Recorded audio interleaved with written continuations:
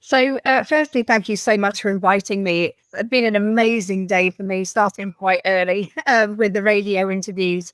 But great to see so much public interest in the SOE and in this wireless transmission and in what's been going on at the museum today.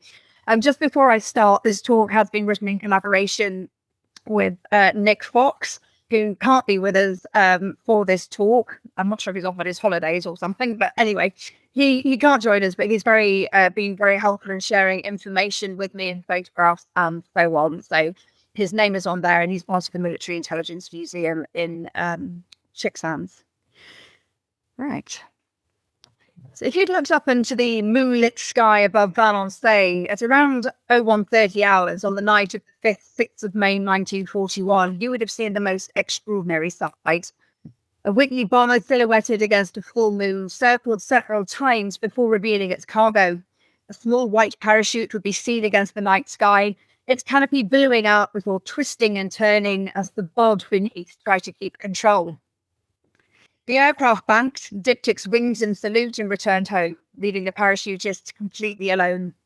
He landed on his feet in a field known as La Pinière, and with that he became the first ever SOE F-section agent to arrive in France. His wireless set, the tool of his trade, landed with him. But he was completely alone. He had jumped blind, meaning that there was no reception committee to greet him, making him extremely vulnerable. He buried his parachute according to orders, and he set out to make his first contact. The landing of this one man marked the start of F-Section's activities, which grew in total to around 90 circuits or networks, involving some 400 British-trained SOE agents and thousands of locally recruited sub-agents from the French population. Together, they did much to arm, train, and lead French resistance movements to carry out sabotage in preparation for and during the Allied invasion in June of 1944. This extraordinary man that we are celebrating today was Georges Bégué. Again, I don't speak brilliant French either, so I'm going to call him Georges. He was born in 1911 in Périgord, France, and spent much of his childhood in Egypt. He trained as an engineer at the University of Hull, like me, where I did my first degree, where he learned English and met his wife. In 1934, he was called up for national service in the French army, where he trained as a signaller and a wireless operator. At the outbreak of the war, he was working as a car salesman, but he was recalled to the army and posted as NCO in charge of a brigade radio section. Owing to the fact he spoke English, he was attached to the British Expeditionary Force as liaison officer in January of 1940 and came to Britain during the Dunkirk evacuation. He was then demobbed from the French army and joined the British. On the 30th of August 1940, he was posted to One Signal's training centre at Pether, a signalman under the assumed name George Robert Noble. Despite passing the FNCO's course, he was used as a technical instructor for the Royal Signal's recruits, and at some stage was posted to Royal Signal's 3rd Folding Regiment in Scarborough, where he was allowed to practice high-speed Morse. It was there that he was talent spotted by Major Thomas Cadet, a pre-war Paris correspondent of the BBC, who was now working in the French section of the Special Operations Executive. So just what was SOE? It had been founded in July of 1940, and its objective was to coordinate and assist local clandestine activity against the Axis powers and their occupying forces in territories across Europe and beyond. SOE would liaise with, equip, train, and arm the local resistance, so that when the time came, they could pave the way for the invading forces of D-Day and fight back against the occupiers. SOE would assist with sabotage and subversion on every level, from smaller acts of sabotage and resistance, such as false propaganda and false intelligence, to cutting power lines, derailing trains, and blowing up factories. And they did all of this in spite of the Nazi threat that any active or passive resistance or opposition to the German armed forces would incur the most severe of retaliatory measures. Before joining the SOE, George had to be security cleared by MI5, and on the 17th of February 1941, he attended the first agent training course at Special Training School Number 5, or STS 5, Wanborough Manor in Surrey. His personnel file is held at the National Archives, and his report is in it, which tells us he had dash and initiative, a natural leader, reserved and efficient. But after just 2 weeks at STS-5, George was detached from the course to attend special wireless training at the SIS, that's the Secret Intelligence Service, ran Station 8, formerly Wadham Hall near Milton Keynes. Until FOE was able to establish its own wireless training and communication schools, it used SIS properties, which I am going to come on to later in the talk. I should say, by the way, that they said that FOE really stood for Stately Homes of England, because all of the training courses were at these beautiful requisitioned stately homes. Now, to enable agents to be infiltrated into the interior of France, there were several means of transport available. There were Lydanders, which are small landing aircraft, feluccas, boats, or parachute. And George was trained in the latter STS-51 Ringway Aerodrome, which is now Manchester International Airport, in early April. The training would involve jumping from a stationary balloon, as well as day and night drops from an aircraft. As successful candidates were awarded their parachute wings. His training concluded at FOE's finishing school at Beaulieu in the New Forest. Apologies for the slightly blurred image here. Here he was tested on the use of his wireless set and received 7 hours private tuition on special subjects. His report dated the 29th of April says he possessed a very alert, capable brain, a reserved but very pleasant personality, thorough, painstaking and discreet, an excellent man. George was commissioned on completion of his training and became Second Lieutenant George Robert Noble on the General List on the 30th of April 1941. However, this photograph, which is taken from his personnel file, suggests he was actually commissioned into the Intelligence Corps. He was briefed for his mission, and he was given the code name Bombproof, which is a rather macabre, dark sense of humour on the part of the FOE. It refers to the fact that he survived an air raid in which a bomb had landed on his house in London, killing 2 of his colleagues, but leaving him completely unscathed. He was also briefed for his mission whilst at Beaulieu. It was to be challenging and groundbreaking in every respect. He was to establish himself in or near Châteauroux and set up his wireless. He was to find and transmit a contact address to which messages could be sent by other agents once they got to France. This was known as a live letterbox. He would then act as their link to London, effectively forming the foundations for the series of networks across France. He was also to find and recruit local agents to assist with the subsequent arrival of other agents. George was given the name and contact details of this man, Max Hyman. He was a pre-war socialist politician and was living in Valençay. He'd managed to smuggle a letter out of France saying that he wanted to serve the Allied cause. The letter somehow found its way to X section, and George was briefed to meet and to recruit him. On the 5th of May 1941, George and his conducting officer were driven to RAF Stradishall, stopping en route at RAF Henlow to pick up his parachute, along with his wireless set and entrenching tool which had been fitted to it. They then left Stradishall by air, landing at RAF Tandmere, which is on the south coast, for their final preparations. His final checks would have included having his pockets gone through, looking for things that might give him away, such as cinema or bus tickets, English cigarettes, or even laundry labels. He was given his parachute, or a strict cheese suit to wear over his French civilian clothing, and he was strapped into his parachute harness. As he left the UK in a Whitley bomber of 1419 flight RAF, this is a Lysander, I know, I'm coming to it, he became the first ever SOE F-Section agent, an organisation that would become the stuff of legend. Much has been made of the fact that he was dropped miles from his planned dropping zone, but this does need to be addressed, because there were actually 2 potential dropping points, the choice of which was left to the pilot. Both were close to woods, so he could easily bury his parachute and harness and other equipment. One was about 13 kilometres from Valence, and the other was just 3 kilometres from where he was actually dropped, which was about 18 kilometres from Valence in a direct line, but of course further on foot along the country lanes. The pilot did well to get as close as he did. The first leg from Normandy to Tours was relatively easy, following the River Loire, reflecting the moonlight. And that's why I've used this image. This is the way the Lysanders also navigated. They followed the River Loire to Tours, and then they would make their way to the drop zones from there. And this is what this particular pilot did as well. They followed the visual markers that they were given, but there was mist, and unfortunately this meant the aircraft had to return to Tours and then follow the river on to Châteauroux and then follow the straight Roman road to Batin for the alternative dropping point. The pilot later reported the passenger was dropped approximately half a mile south of the pinpoint given to us. His parachute seemed to open successfully, and he appears to make a good landing. In fact, he'd been dropped about 3 kilometres to the southeast of the alternative drop zone on a plough field.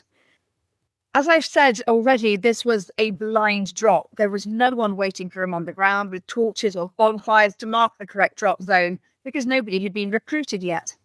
The pilot and crew were unfamiliar with the landscape below, and they only had a very basic map and probably an air recce photo. Their navigation aids were a stopwatch, a clock, a compass, airspeed indicators to time the distances of each leg. The last identifiable spots were probably the town of Batin and then the Roman road, and then they were over dark countryside. It seems possible they mistook one road, leading generally north from Batin, for another. George actually wrote, or drew, I should say, this sketch himself, and he wrote his own account of the drop as well. He said, in the days before the flight, I'd carefully studied the aerial photographs of the region in order to orient myself more easily after having landed. When I jumped, it was about 01:30 in the middle of the night, but the moon had shone. I had serious problems because of my transmitter, which was hanging over my head. It turned in one direction and I had a hard time not doing much in the other. I landed on my feet smoothly in a plough field where I quickly buried my parachute. The twists and turns that he suffered would have been due to the type of parachute that he was given, and this was an A-type. It was based on World War I balloon observers' equipment. His radio and other equipment were attached to his rigging lines above him, which meant he could not pull on the risers to counteract drift or avoid an obstacle. This is the sketch that George made of his landing when he revisited the site in 1982.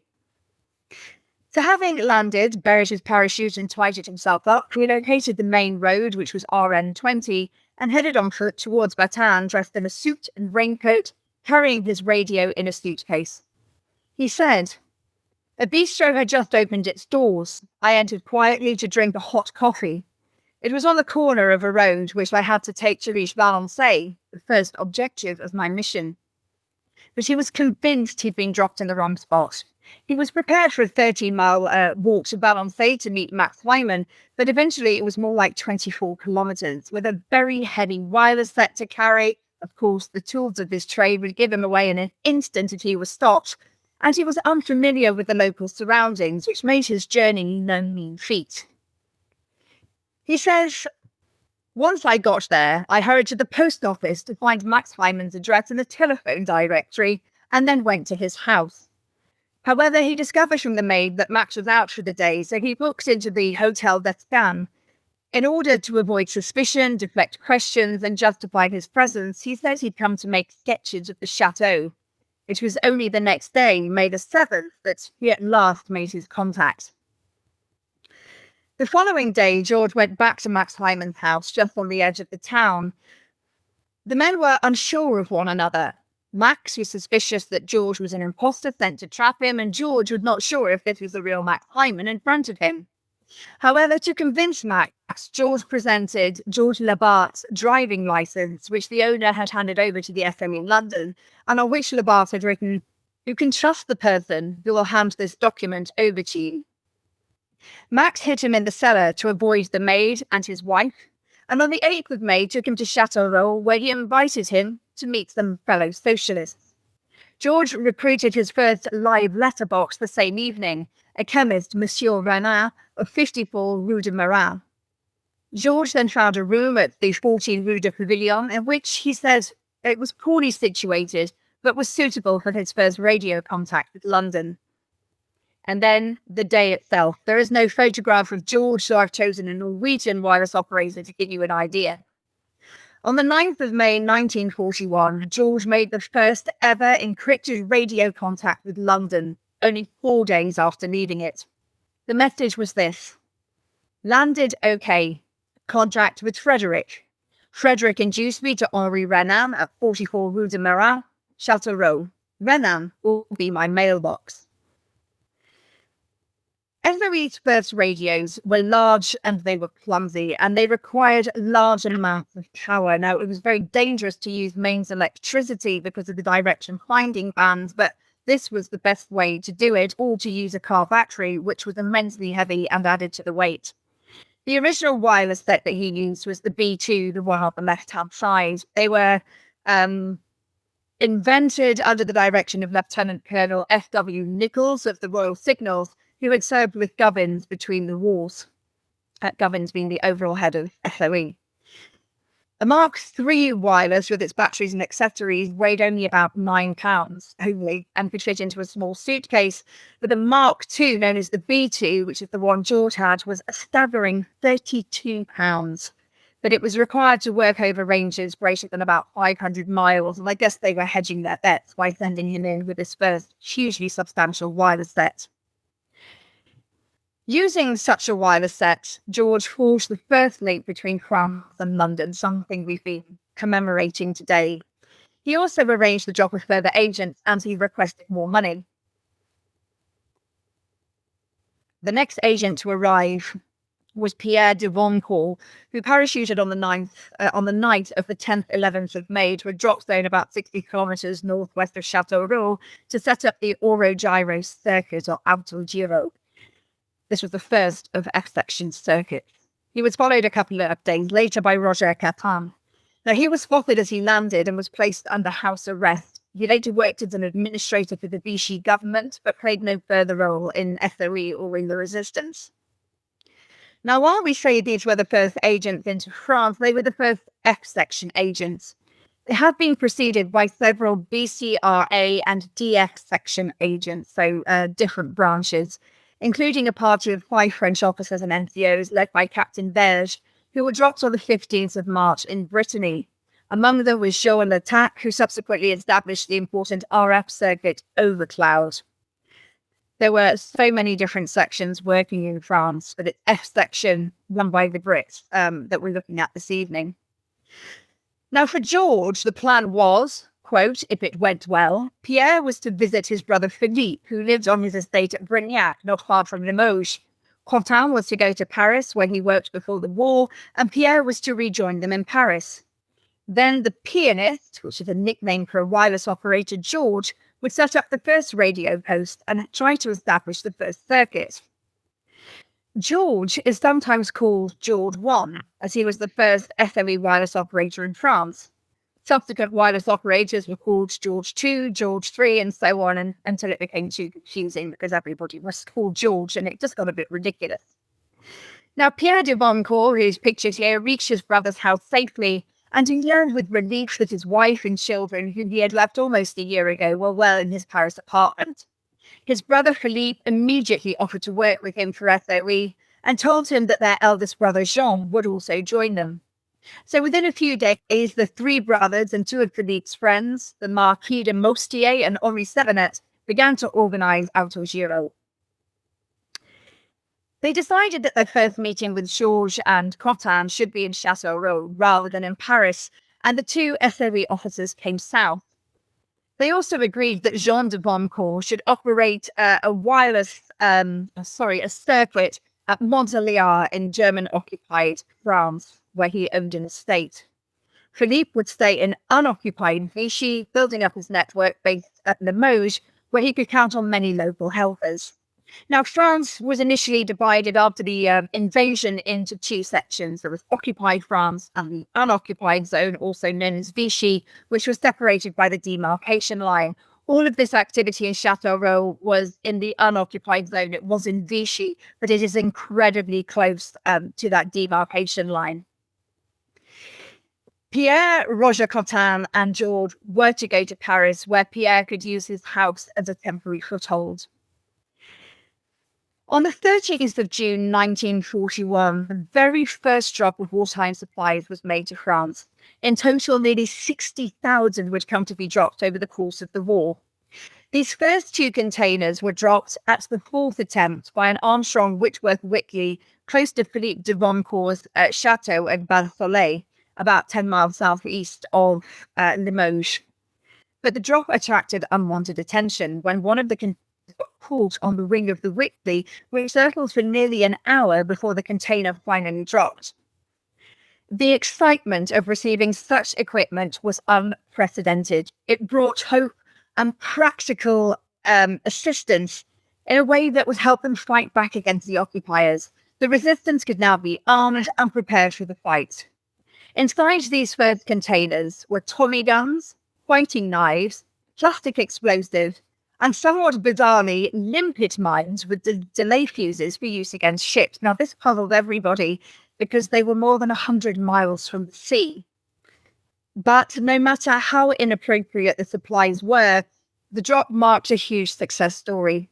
This was the result of a wireless message sent by Georges and was the beginning of a new era in World War II communications.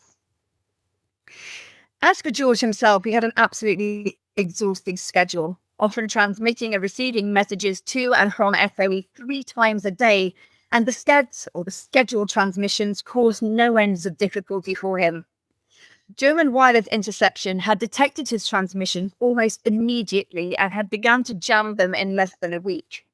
The milice, who were the French police collaborators, had been given orders to look out for anyone new in the area, and the German direction finders, or DFs, also joined in the search. They're effectively a transit band with an aerial on top that could triangulate in on an illegal wireless signal.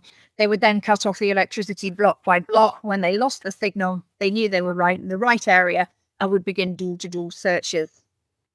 The Germans had a very effective radio direction finding capability using fixed sites in major German cities. However, even if they had passed details to their colleagues in Paris, the Germans were not yet active in the unoccupied zone in which Châteauroux sat.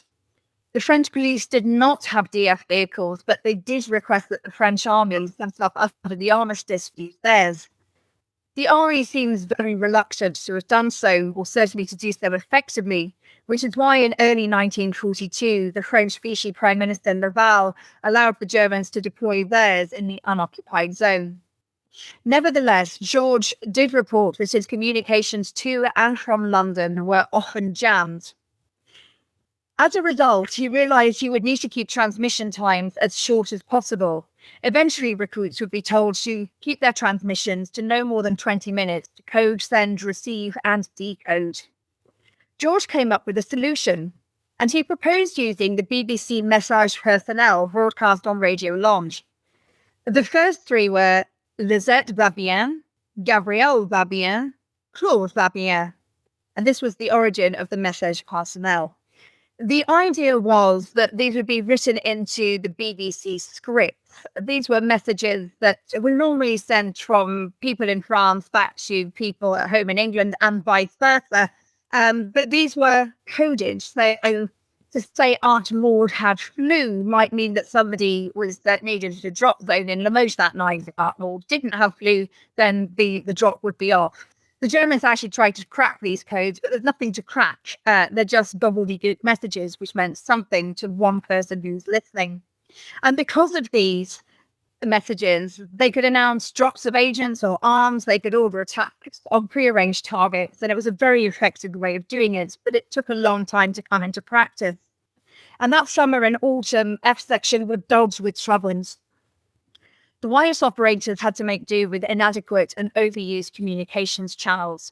In fact, all SOE wireless traffic for and from the growing number of agents in the occupied and unoccupied zones passed through just one channel, which endangered everybody who used them. And that channel belonged to the Secret Intelligence Service, SIS, otherwise known as MI6. This was an organisation which was highly critical of SOE's activities. It regarded them to be amateurish and inexperienced. Having their wireless traffic not only go through SIS, but also to be judged by them was not a satisfactory arrangement. Even more so because it was agreed that the head of SIS had the right to reject any method that he deemed to compromise his organisation's security. Despite being the senior service, SIS had only recently started to use wireless technology itself and could not really claim to be the experts when it came to clandestine communications. Until June of 1942, SIS received SME's wireless traffic at its receiving station at Nash, which was 5 miles west of Bletchley, for Scandinavian traffic, and nearby Wadham Hall, where I mentioned that George trained for European communication. But what of Bletchley itself?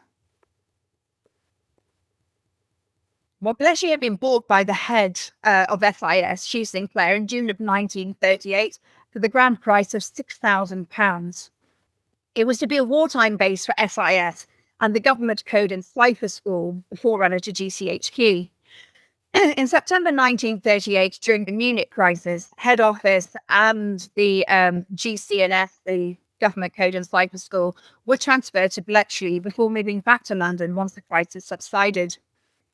In early 1939, a 24-hour SIS communication service with 4 transmitters and 6 receivers was set up there.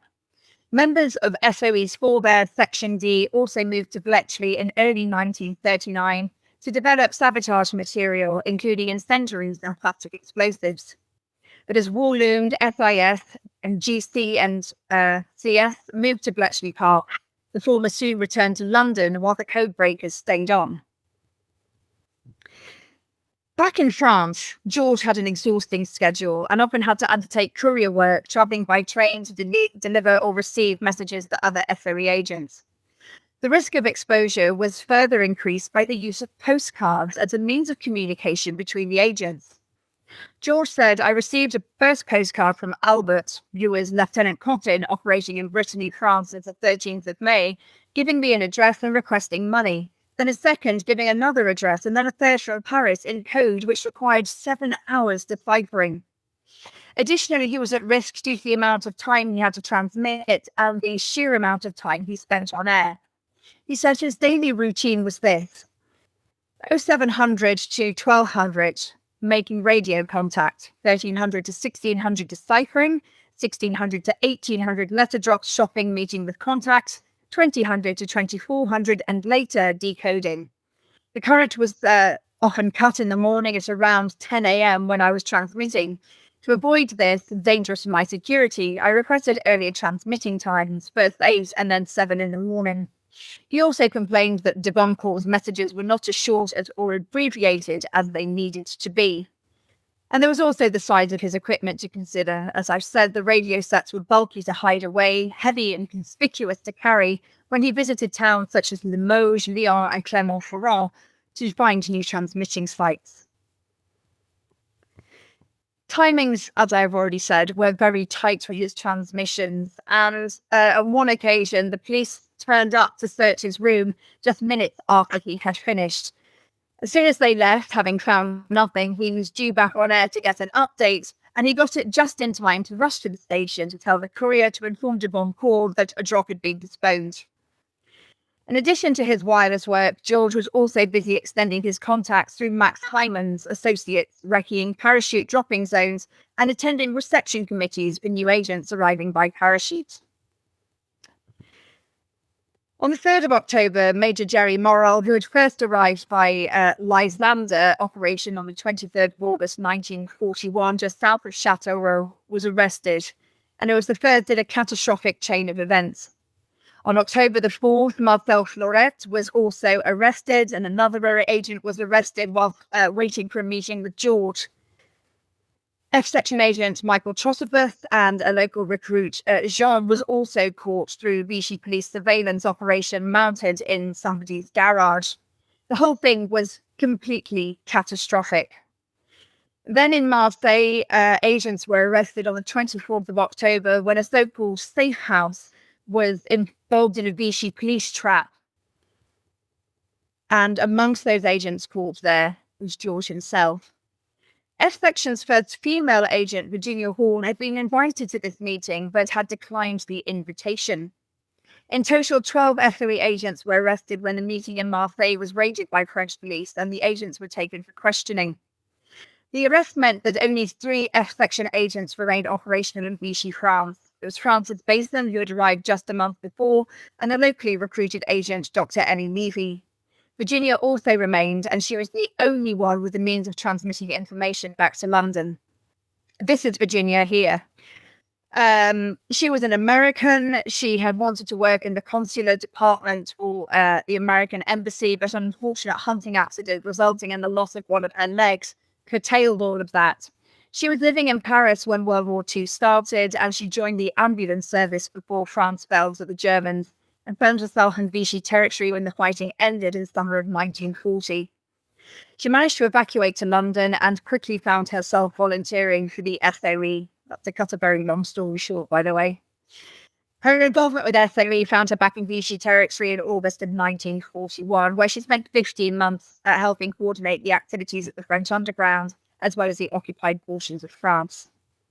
Now, Virginia knew of these arrests, and she was not prepared to leave her colleagues to fester in a French jail. She found out where they had been taken, keeping a close eye for any changes. A few days later, she learned that the agents were being moved from Périgueux prison to the Vichy internment camp at Roussac, near Bergerac. Virginia recruited Gabby, who was the wife of Jean-Pierre Bloch, one of those arrested, in order to help plan their escape. Meanwhile, Georges, being the wireless operator, managed to smuggle letters out to Virginia from inside the prison via Gabby, who visited the prison frequently to bring food and other items to her husband, including a tin of sardines. From this tin, George managed to make a key to the door of the barracks where the prisoners were being kept. A priest also smuggled in a wireless set to George, and somewhat remarkably, from within the prison walls, he began transmitting to London. Meanwhile, Virginia sorted out transport and helpers to get them away from the prison and safe houses in which to hide them. At 4 p.m. on the 15th of July, the prisoners awaited the signal to confirm that the escape was on. And sure enough, an old lady walked past the camp. If it had been an old man, the mission would have been aborted.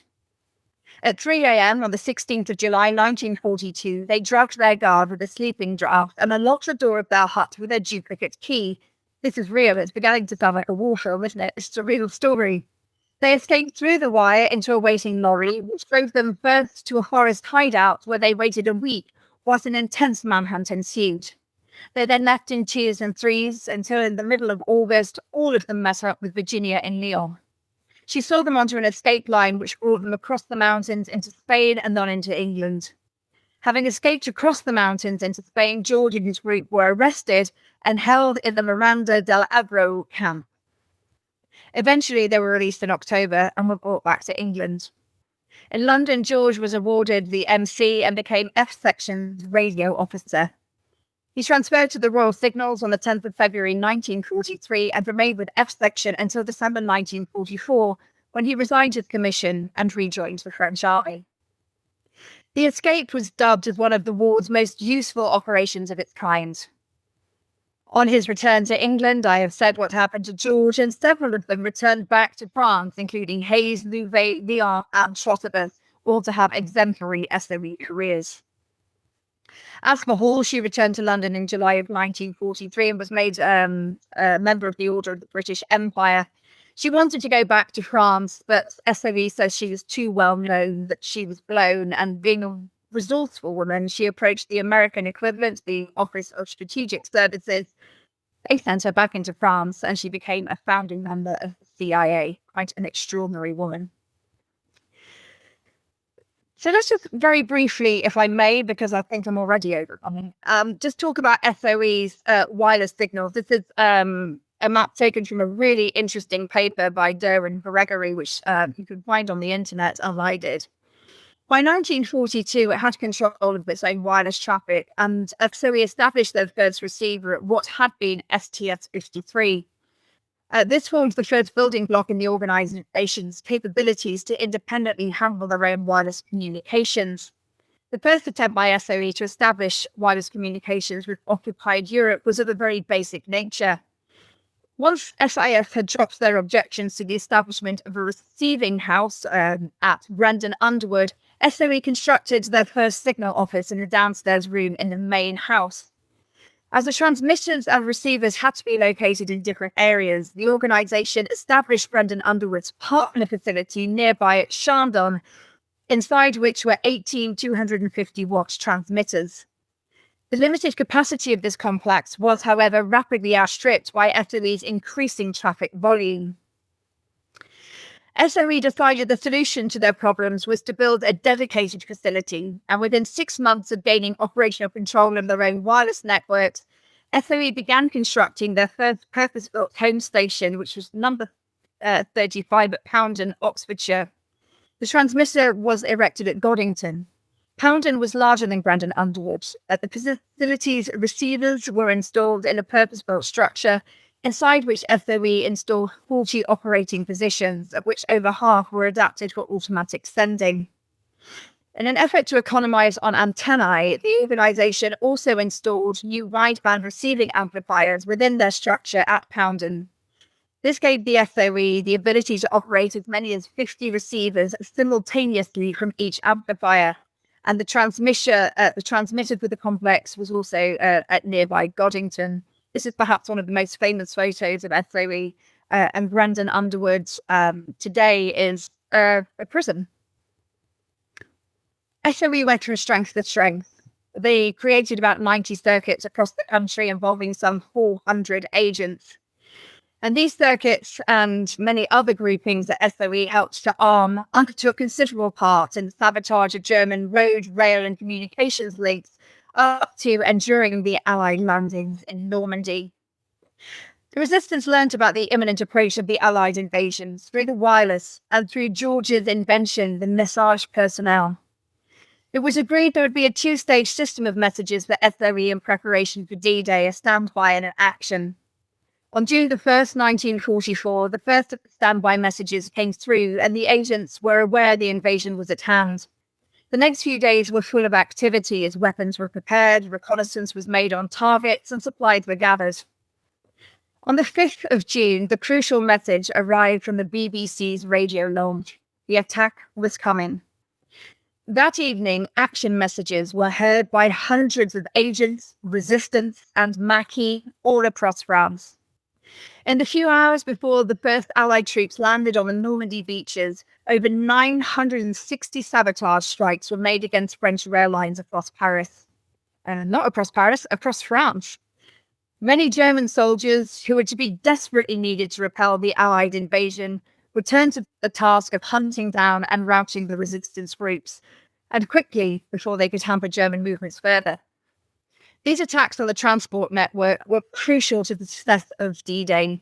With trains out of action and roads blocked, the Germans struggled to get reinforcements to the front, and the work of the resistance helped cripple any potential for significant counterattack.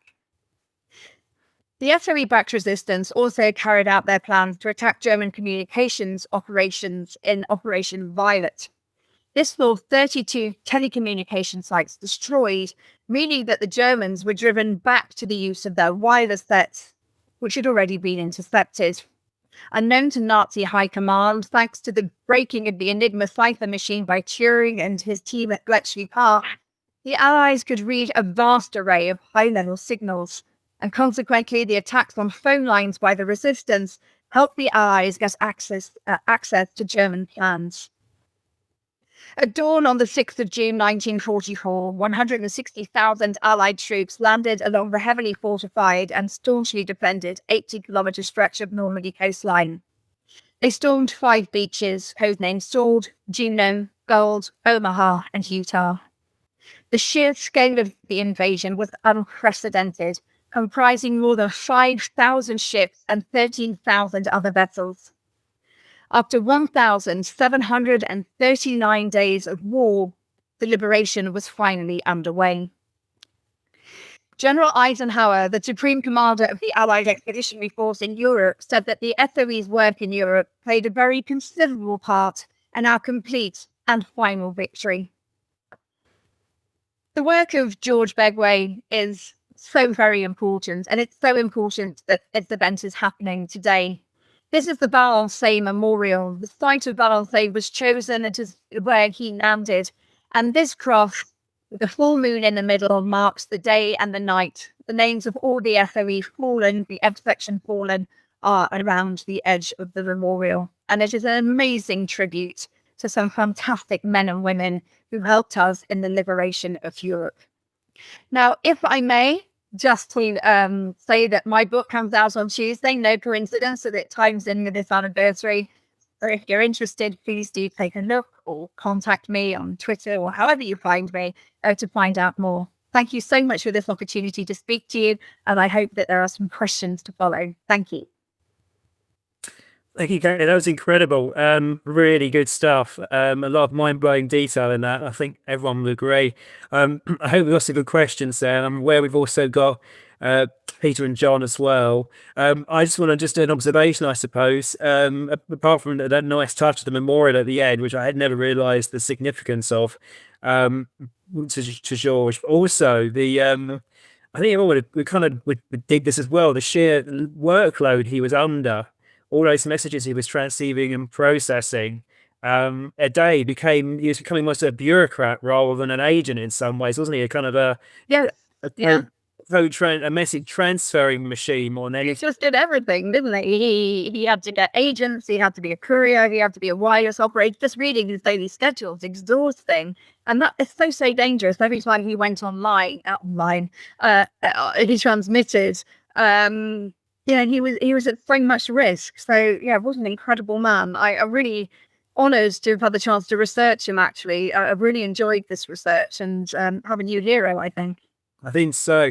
I think also I'm amazed at the equipment involved. I mean, he went from that radio set, £30, I think he said, and at another end of the spectrum was the must have been the Diddy radio set that the priests smuggled into prison for them as well. I mean, do we know anything about that? I haven't found any information about that, but I was reading that out. I thought, gosh, it sounds like I'm telling you the Great Escape here, doesn't it? It doesn't sound real, but it is. It's true. Yeah, it's almost like a story. So yes, it must have been a small wireless there, and I don't know whether that had the capability of being able to transmit to London or whether he was just transmitting throughout France. I would need to do some more work on that to find out more. Okay.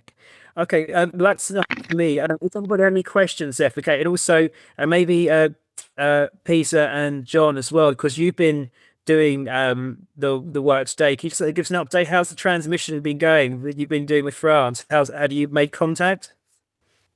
Yes, we did in the end. The first contact didn't work. But we did contact video and the special event station. Excuse me. But the signals were very weak from France and Germany, but they seem to hear us very well. So I think it's just conditions. The receiving side wasn't so good this end. But in the end, we had about probably about 10 or 12 contacts.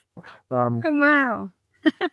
Throughout. So we're going to do it again tomorrow. So it's promising. No, so we made the contacts we wanted to. So it was about 4 o'clock this afternoon. We contacted the French station idiot with the call sign. Their call sign TN80BG. Was that George's call sign?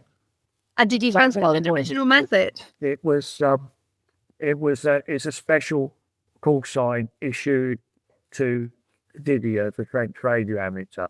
It wasn't George's. Okay. They were situated about a mile away from where he landed. Amazing. Yeah. Did you do what happens when you transmit as the call sign? Do you have a kind of a conversation or a dialogue of some kind? As best we could. It wasn't easy.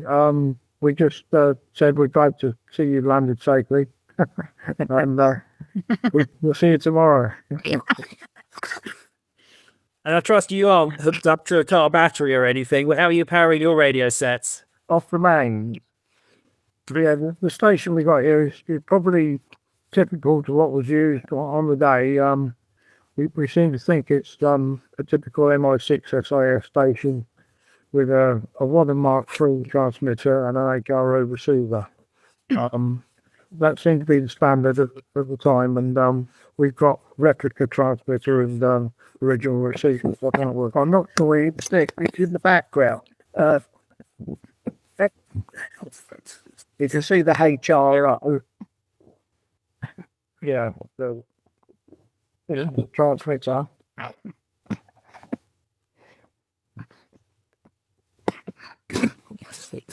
Transmitter. Wow. One or two other bits of ancillary equipment to your frequency. Perhaps if I'm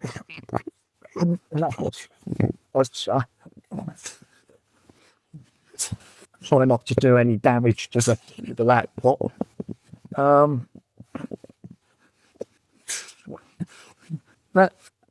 That's the transmitter. It's in a wooden box. It was nicknamed the Tinker Box because it looked similar to a box used by tinkers to pick the tools in. It runs about 20 watts of radio frequency power into the aerial. Crystal controlled. That's the crystal. Got the frequency written on it. And that's similar to the crystals that Georges would have been using on his chart. And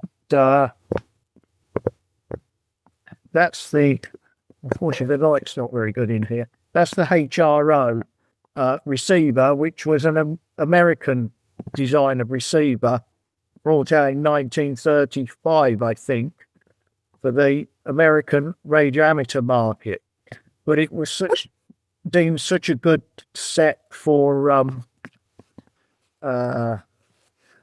war work and listening in. It was adopted both sides of the Atlantic by the services, but in fact it was known as the reception set R106 in this country. And you change frequency by plugging in and out different coil packs. There's not a switch to change your wave band. Okay. Do we have those? That's at the museum. Do we have those in the Heath Robinson and Tunney Gallery? Sorry? Are we correct? Or we have those in the museum as well already, like in the Heath Robinson or Tunney Gallery? The receivers. There's two HROs in the Tunney Gallery. That's right, yes, there are. Sorry, you weren't very loud. I can hear you now. And we've got an original Mark, hold it up, original Mark 7 power set, which is probably the transmitter receiver that he actually used on the day. This is original, this one. I'm not sure whether you can just put this button on. There you go, that's it. Yeah, this is not a replica, this is an original. Yeah, it was nicknamed the power set because it was small enough to be dropped in, one of those parachute canisters. Okay?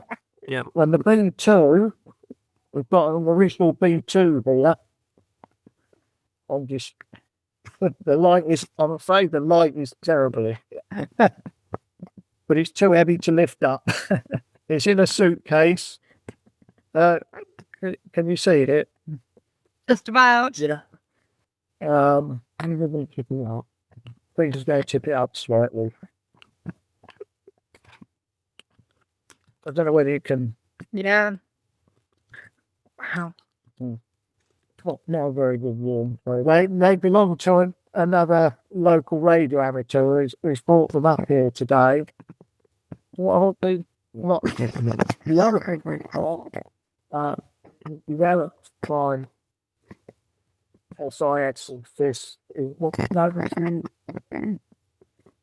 Espo. And they were not to blame enough to use. It was strapped to the waist on the working. See there? Yeah. This is the receiver transmitter. It's strapped around your waist. That's the aerial. It works on a very high frequency and can't find it. Using the microphone, they could talk to the air crew who were dropping in supplies or engines when they were near the landing site. range would be very limited with this. Yeah, That's great. It's incredible, and the scale of it is incredible. So large, by obviously today's standards of equipment as well, isn't it? It would say this to people. This is what we use today. Yeah. And they were carrying these things around, pretending that it was just a normal suitcase. Yeah, and that's the thing. I found amazed that the German or the Vichy authorities went into George's room minutes after he finished on his radio and packed it away and missed the large suitcase. Yeah, well, yeah. But I guess at that point they didn't know what they were looking for yet, possibly. But no sense of, we're looking the suitcase. Yeah. Well, some of them had little trays on the top, which with the agent's cover story. So some of the women I've written about were district nurses or cosmetics representatives, and I had a little tray that covered it. But it doesn't take much to pick that up. No. And have a look inside. the ventilators would have converted to batteries. The sets could have been run off 6-volt car batteries or accumulators. Yeah. I'm just aware I've got at least one question. Andy, are you there? Do you want to unmute and ask a question? Andy Clark? I'll mute it. I hope you can hear me. Yes. Well, the first thing is actually on behalf of everyone that's here, I just want to say thank you to Kate for a thoroughly researched piece. Congratulations on the new book. I'm going to put myself down for one. I think it's really important to pay tribute to the women of SME. It was so important. And secondly, I wanted to thank, for some of you might not know, I'm a trustee of the museum. So thank you very much to everyone who's done the reenactment today. I'm reminded of 14 years ago when we did the reenactment with the Colossus, the Great Colossus Cipher Challenge. And amateur radio and the work of the museum really do go hand in hand. And I think I'd like to actually ask a question of Pether and John. To what extent do you think people sort of underestimate just how difficult this really was? I mean, these sets are challenging, conditions are challenging, they're working in difficult circumstances. These days, people seem to think, oh, it's just all very easy, I'll just receive it on the radio. You must have found that today was a bit challenging with conditions like that. What's your view of that? They're very much so. I mean, today's conditions are typical of all the electronics around us now. Years ago, we tried to work out what it would have been like years ago. I think that the bands would have been busy, but you wouldn't have had the electrical noise that we've got now. Yeah. But the meager contact we made today with Didier, it wouldn't have been any good to pass any messages because we just couldn't get enough of the signal to. We knew what he was going to say more or less, and that was just about it. We couldn't have passed anything today. Wouldn't have been good enough. Don't forget the output from the agent's transmitter was probably only a few watts, whereas back in England, as Kate was mentioning, they were using 250 watt transmitters and huge, great aerials, rhombic aerials. At these stations here in this country, and the poor old agent was just thrown out of probably about 30 foot of wire into the roof of the building he was transmitting in. Okay. I mean, it's really challenging circumstances for them. As you say, we have the advantage of the bigger antennas and power here, but you know, if you can't hear them very well, you can't work them very well. So hats off to you guys for doing a fantastic job today, really. I really enjoyed it. I'll see you on 7035 tomorrow. Right. Do we have any more questions? I'm just conscious of time, but we can take a few more questions. Yeah. Yes, please. May I take a question? Sorry, who was that? Martin first, in Simon, I think. Go on, Martin. Hello, thank you very much for a great presentation, Kate. And I didn't realise that George was in the Royal Signals. I spent many years in the Royal Signals as a radio technician. Great appreciation and it's nice to see that he was in the Royal Signals once and that he was in again later. So I have a question. It's a bit of a technical question. It's about frequency allocation. And I'm assuming that they're all using crystals and crystal controls. did they have a selection of crystals, or were they only using one crystal? And then you've got the propagation as well. You've got the low frequency shortwave and the high frequency shortwave. Did they make use of the propagation over the different times of the day? A bit of a complex question, but I was interested to know about the crystals and how many crystals they had and their changes. I'm sure they must have known about the propagation and how to predict it to a certain degree. I've got a book at home with a photograph of a massive, big, it's like a hip roof, and it's full of crystals all the way down both sides. So they obviously knew that they needed to cover it, all the angles and try and make the best one today, really. Yeah, because the crystal allocation, if they wanted new crystals, they'd probably have to be dropped. And then if the Germans get hold of the crystals, they know what frequency they're operating on. So it's the combination of what you can have from a very low shortwave frequency to a higher frequency up to 30 megs. It's quite a large combination. So you need to know what your agent's transmitting on, because you can't just scan the bands for any Morse code and hope you come across them. I would imagine that when the agent was getting ready to leave and he was issued with his crystals, that back in this country they would know what frequencies he would be transmitting on. I just wonder if there's anything been released on that from government, from the archives. Because there's a lot of things which we can assume, and I know from when I was in the Royal Signals in the 1970s of what we did and procedures. But just wondering if anything's ever been released about that. I would imagine, because the Paraset, the WWII Mark 7 transmitter receiver only covers from about 2 to 8 megahertz. Yeah. So the agent was probably issued with crystals probably in the 5 to 7 megahertz range, and normally you can contact the continent using those frequencies. Yeah. Most times of the day, most times of the year, if conditions are good. I think if you use too high a frequency, sort of up into the 20 to 30 megahertz region, the band is only open at certain times, and communication wouldn't be that reliable. Yeah. Okay, well, very interesting. Thank you. Thanks, Martin. And Simon, sorry, you had your hand up for a question as well? Yes, hello. Yes, a question for Dr. Kate. We speak on Twitter, by the way. I'm a skatist. How are you? I'm a nice to see you, finally. Yes, and with George's mission, obviously, if a radio had been damaged when he landed, would that have altered his mission?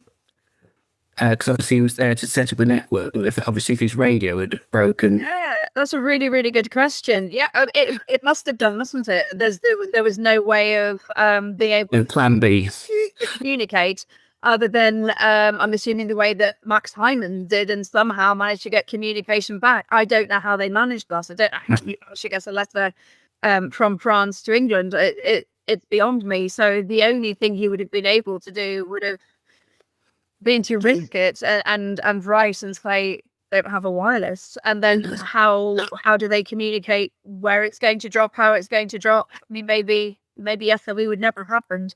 I'm astounded to hear the wireless was above his head as he was parachuting. Yes. If that had landed on his head or his leg or anything else, 32 pounds of wireless there, that's going to hurt, isn't it? Yes. But yes, that's from his own memoir that it was above it. And someone tried to correct me earlier today, and I said, I'm not going to argue, but that's what he said. Yeah, I think the history of the French resistance would have been very different. I'm sure some of the agents were dropped in with homing pigeons as well. Yeah. Yeah. In fact, actually, you used to have a homing pigeon heart once upon a time. That's right. They're all about the history of the pigeon. Different parts of the campus, of course, but I do remember that very well. And of course, they were quite rugged, the equipment, because the valves were metal case. There was a metal case over the Right. over the glass case. We've got one to show you. If you just pull one out of one of the stuff. we're going to have to do this again next year when the museum's open for the 81st and see all this stuff. It's amazing. That's one of the valves out of the Mark 7 camera set. Well, this is see that. They're American RCA valves, but they've got a metal cover over the glass case, so they are quite rugged. They were used probably by the millions during the Second World War. Okay. Thank you. Do we have any more? I'm just conscious of time a little bit. Do we have another question? Trevor, I can see you put your hand up. Yes, thank you. Once again, thanks, Dr. Kate and I'm liking this, Doctor. and the guys, Peter and John, for your excellent insight into this subject. I'm interested quickly from Peter and John to find out what antenna you were used today, please. Today it was a vertical, just a piece of wire 33 foot long and 4 33-foot wires on the ground. And does it go straight up, or is it just straight up? But we were receiving with a loop, magnetic loop. right? Okay. Is that connected up into the existing equipment, the original equipment? Is that what you've? No. It's considered the original arrows this end would have been rhombics, which were very big. Right. Okay. Well, thanks very much. So I have been following you during the day. I've been monitoring. I can't decipher the Morse. I've tuned into the frequency, and I've heard you working very hard. Thanks very much. Yeah, thank you. Thank you, Gavin. Cheers. Thank you. It's great you were listening as well, Trevor. Really appreciate that. I think you can squeeze about one more question if anyone's out there. Can I ask one? Yes, Dr. K, you may do that. What speed are you sending your Morse at? Because I've done lots of research into how quickly these agents have to send. So, and of course they're coding as well. So I was just curious what kind of speed you were at today. We normally work around about 18, 20 words a minute. Some operators work a lot faster, but then you need better keys than what we use.